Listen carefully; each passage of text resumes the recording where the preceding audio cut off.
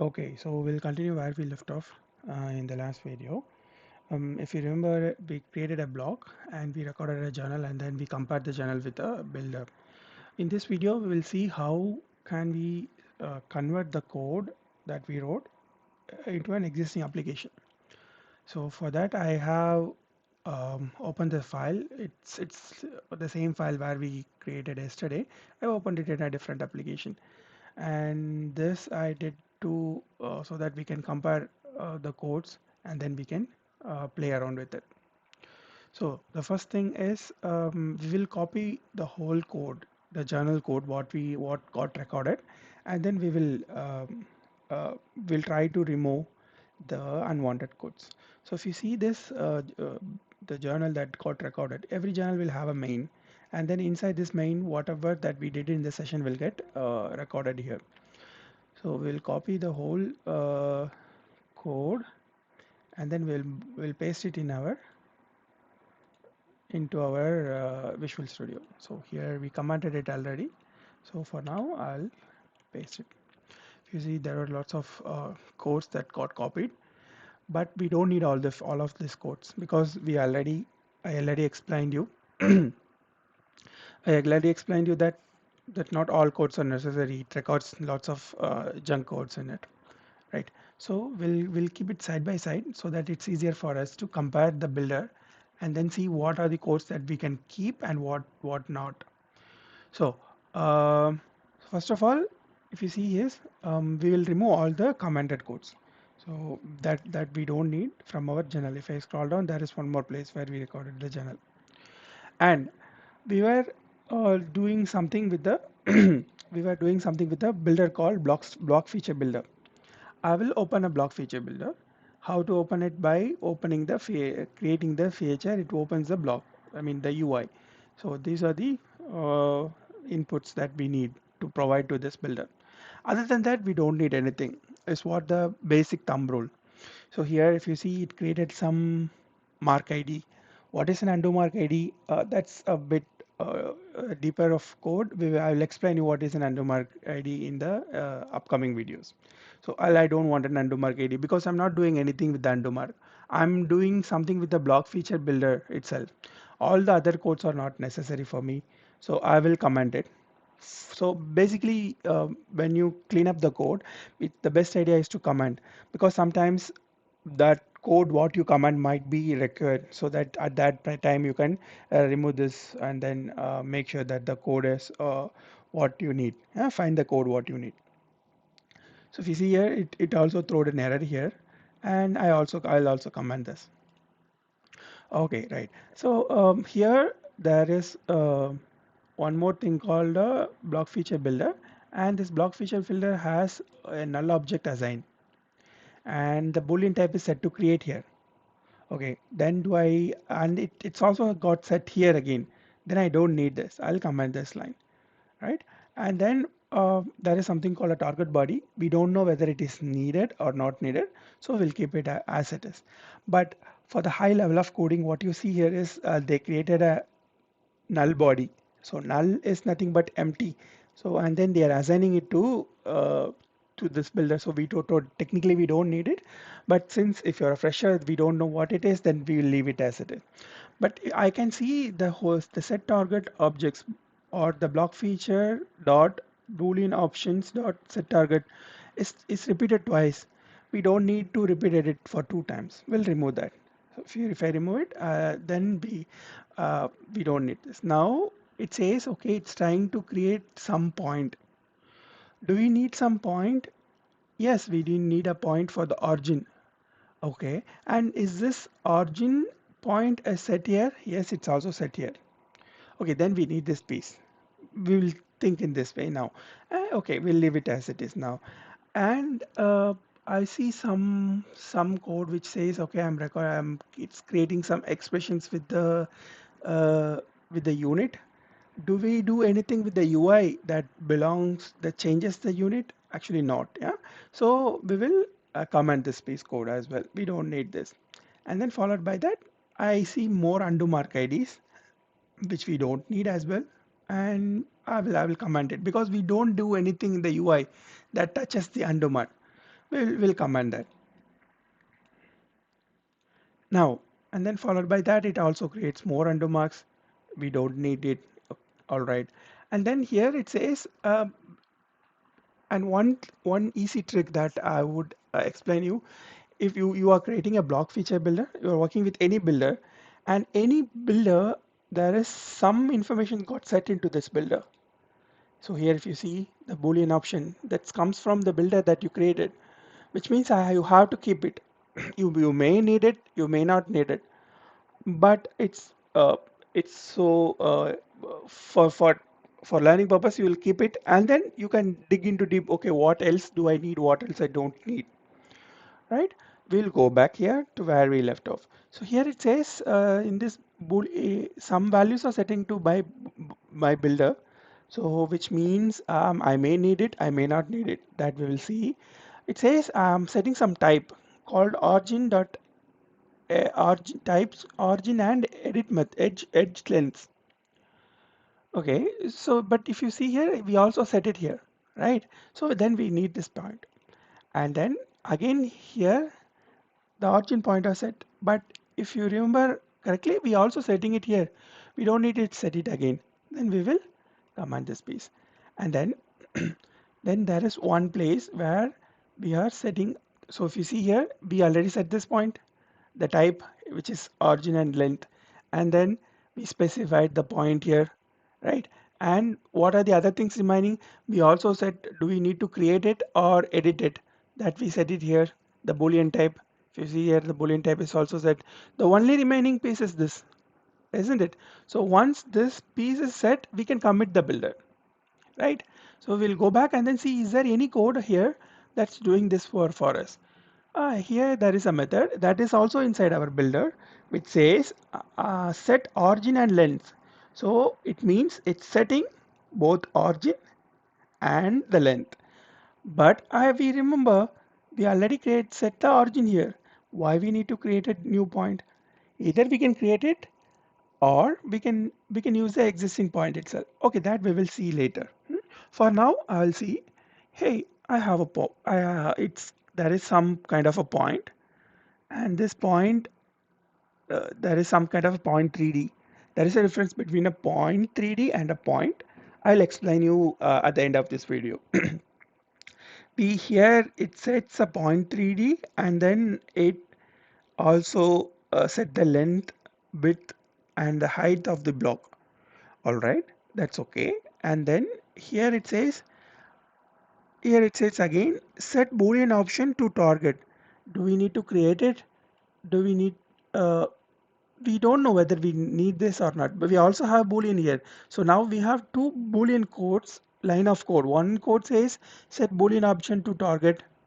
One line of code says boolean option type, and one code says boolean option to set target bodies. We don't know what we have three. We don't know what three, but we'll leave it as it is. And then if you see here, it's got committed here. So either you can commit or a commit feature. Commit has different commits. So if you type commit, it says I can commit the feature. What is the difference? If you see here, the commit returns an NX object. A commit feature will return a feature for you, and then get committed objects if there is multiple objects got created.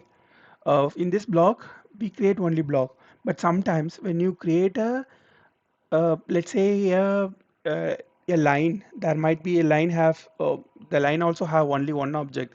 Let's say you create a datum CSYS. The datum CSYS have multiple objects inside it, but what we see here is one object, but inside this datum coordinate system you see the multiple objects. I will show you that also in the end of this video, what is the multiple objects that we get out of this commit. So we will leave it as commit feature because that is our feature. This code is already commented, so we don't need this again. We'll comment it. And in the last video I explained you, if you commit you should always destroy the builder.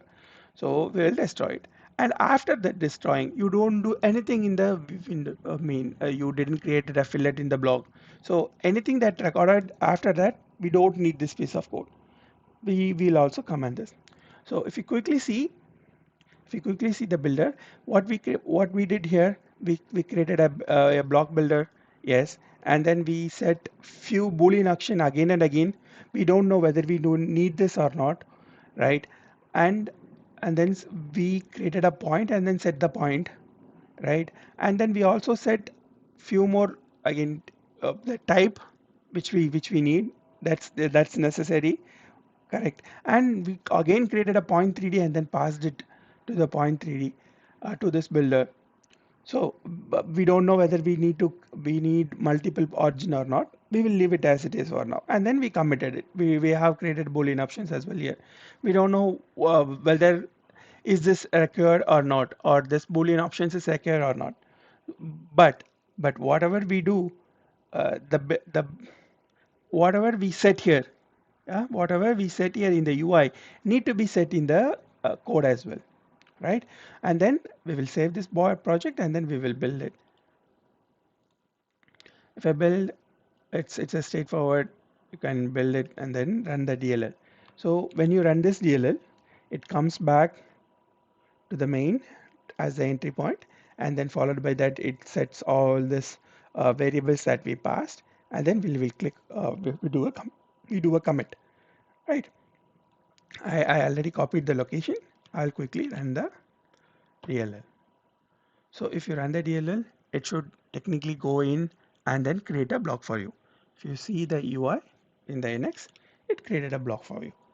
All right, so it's working for us. That's good thing. But we don't know now, uh, we don't know what kind of Boolean options that we need, because we have set it to multiple times the Boolean options, and we also set for origin multiple times. Do we need that? Maybe we may not be. Yeah, we'll see that now. I'll go back to the block that got created. So if you see here, one thing that has, now we have two things to resolve here. Do we need to set this origin, or do we need to pass the origin point? So in order to understand this different two things, you can use either way. You can use either way. So there are different ways to create a block, isn't it? So here we say origin and edge. Here I say 2 points and a height, right? And here I can say two diagonal points. Yeah. If I select a different type and record a journal, this method, what you see here, will not get triggered at all. It will record a different method. How can we see all this? Whether it will get recorded or not? That it will be there in the documentation. I'll quickly open the documentation and then I'll show you what are the other builders available here. So we'll quickly open the NXOpen documentation and then see what are the other builders available. So the builder name, what we see here is block feature builder. So I'll copy the block feature builder and then we will go back to the documentation. I have created a separate video how to go to documentation, find all this. Yeah. And if you search for this document builder, block feature builder, it gives me one hit here. And it also gave me few more hits. The other one is test block feature builder, which we don't need. Yeah. So we will leave it as it is and then we'll come back to where what we need. Here there is one method called set.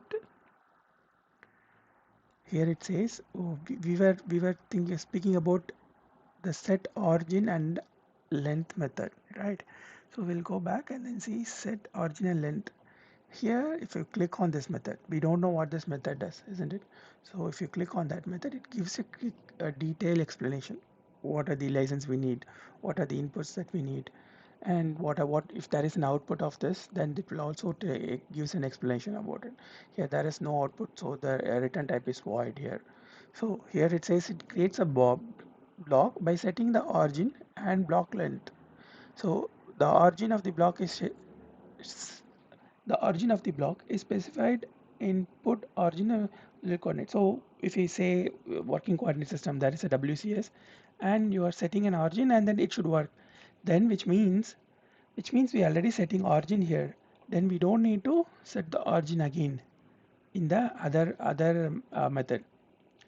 Okay, so we will command this and we'll see whether this works, right? So if we don't need to create any point, we don't need to set any origin points, then no need of creation of any point here. We are creating some points here based on the coordinates. So we'll comment this piece as well. So out of two, one problem is resolved. Do we need separate origin to set? The answer is no, because this method, the documentation clearly says the point that you provide will be considered as the origin point. Okay, then we will go on to the next place where we need to, where we are setting different multiple Boolean options.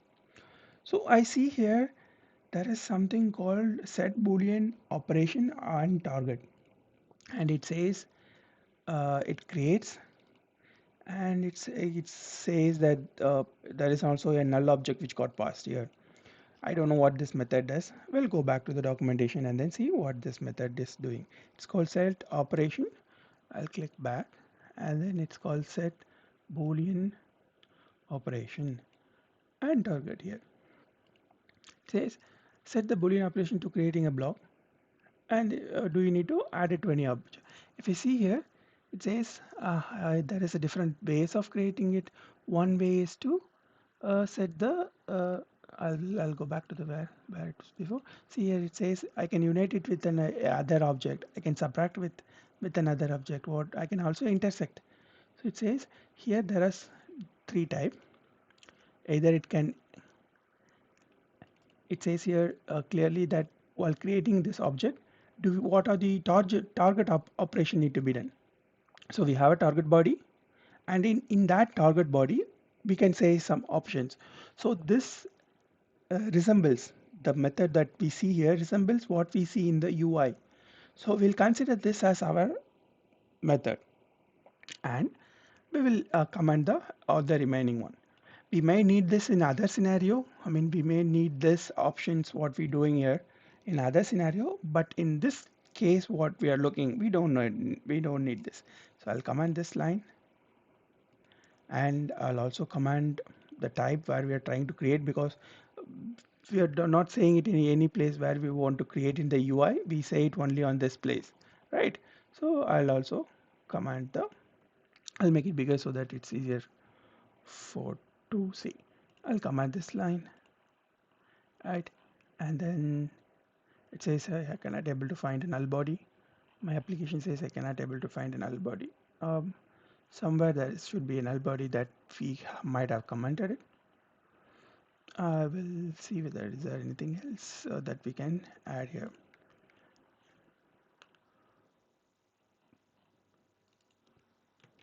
If I say scan search it, it will tell me where I'm trying to create it. So if you see here, there is one null body. I will uncomment this line because I need this for this method, which resembles what we did in the UI. So we'll create a null body, and then we will rebuild it now, and then we'll see whether our application does the same work for us. I'll open the next, then I'll delete it. I think I got. Now I'll run the same application that we, and it's creating the same thing, which means all the code that got commented, which are which we did now, are not necessary. Okay, so then we will remove it. We'll remove all the code that we comment, because the remaining code what we were which is working is enough for the application to work.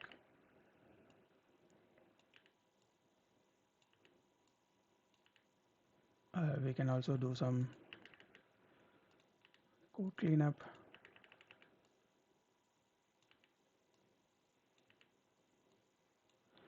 Let it be like this. If you see, um, our code now looks much more simpler, and I will also open the code that we copied. If you see the code that we copied here, the original recorded journal, have lots of unwanted code, but what we have cleaned it, the clean code has many more lesser lines, and it is much more readable.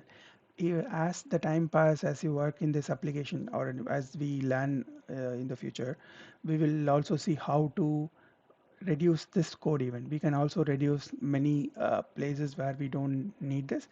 But for now, if you see, if you compare the code between a recorded journal and then uh, the original code and the code that we cleaned, is much more simpler, and it has much more readability.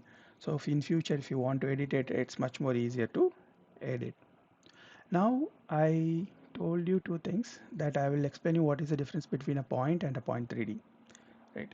So in NX, why in coding, when you learn coding, these are the different classes that to be understand you need to know. So one is point 3D. Point 3D is nothing but a XYZ coordinates of a uh, of a double digit. So if I say point 2000, or if here I say 10, and here I say 20, and then 30. So it says it represents a point or a coordinate. The the difference between point and point 3D is this denotes only a coordinate. Is what you need to think in this way. It's just a coordinate. It's just a number. It doesn't have anything. But what a point has, point is an entity, is an object. So if you cannot able to go with the point, you can say you can create a point here, insert derived, I think it is should be in design feature or sketch curve. Yeah, here. So you can create a point. So while creating a point, here you give three values. So this three value is point 3D. Okay. And once you click OK, it creates an object for you, right? So if I say click OK, a point got created. This is a point. So point 3D is a coordinate and point is an object. With this point, you can extract the point 3D. That's another way of doing it. We will see in the upcoming videos what is the difference between a point and how to extract a point 3D from a point. These are so easy things that that you may require to understand. Okay, and the other thing that I said is the difference between commit and a commit get committed objects. So if I type commit, I see two things. One is commit, and the commit returns me in only one NX object. The difference between commit and commit feature is if some you are trying to create any feature and you want a feature object, then you use commit feature. Or if you are creating, let's say, not a feature, it can be anything that is not a feature, a PMI for example, and this PMI is not a feature. So in that case, you cannot able to call the commit features, but you can call get committed objects. What is the difference between a commit and get committed objects? So if I ask for committed objects, so we'll take a example of about the datum coordinate system, and you are trying to create a datum coordinate system. When you commit it and then you want to rename the datum coordinate system, let's think so. Yeah. So if you're committing the object or the builder, then it gives you only the datum CSYs, right? Okay. But you want, sometimes there may be a chance that it has different objects inside it. So this has multiple objects inside it. There are different ways to get it. If you see get committed objects, then this is not the right example, but sometimes it returns all the objects, multiple objects that got committed or created. Uh, so that's a difference between the commit and the get committed objects. Sometimes it returns multiple objects. That's the only difference between it. Between the commit and the get committed objects is that if you see the return type, here it's returning a NX object array. So it returns multiple objects, array of NX object. But here it returns only one object. That's the difference between get commit objects and commit.